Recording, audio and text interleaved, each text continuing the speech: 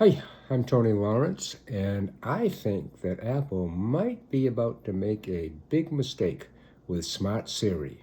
According to Mark Gurman, anyway, when the OS 27 versions of the operating systems come out, you'll be able to tell Siri to make a shortcut for you. Great, wonderful. Way, yeah. Yeah, maybe not. But here's the thing.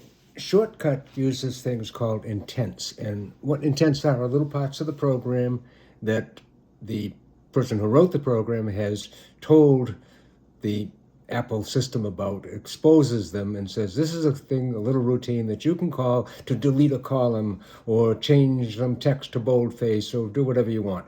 And those are things that are available to shortcuts. Except a couple of problems there. First of all, there are intents, little pieces of program that are not exposed at all because Apple discourages programmers from exposing more than 5 or 10. And that made sense when shortcuts was something you did by hand because you didn't have to want to dig through thousands and thousands of different things that you could do when you're trying to figure out how to make a program. That makes sense. The other problem with these intents is that they're not necessarily, even if they were exposed, they're not necessarily in the shortcuts program. They just may not exist there. So if they don't exist, or if they exist but can't be seen by shortcuts, or if Siri doesn't choose to use them, then what's the point? What's going to happen here? So here's the thing. You're a new user, and you've been told, you don't know anything about shortcuts, you never did anything with them, but you've been told now you don't have to know anything about shortcuts. You just ask Siri and she'll make it for you. So ask Siri how to make this, and they'll give a simple example, and oh, wonderful. Okay, so now the person asks something that can't be done.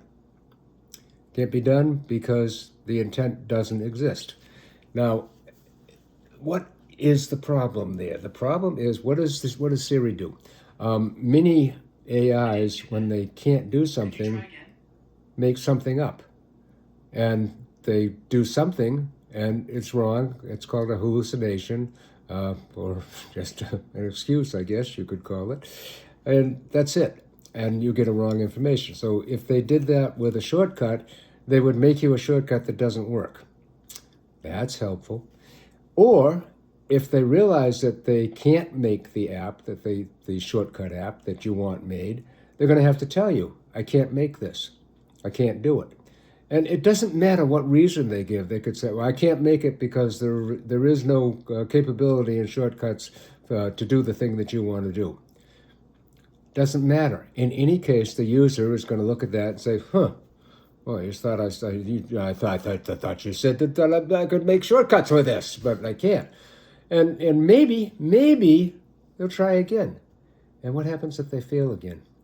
I would say probably 90% or more of people at this point would say, you know what? Shortcut sucks. Siri sucks. Siri shucks.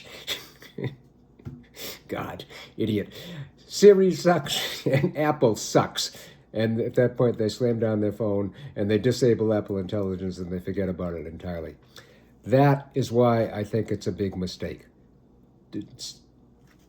Is it? We'll see. We'll know soon enough.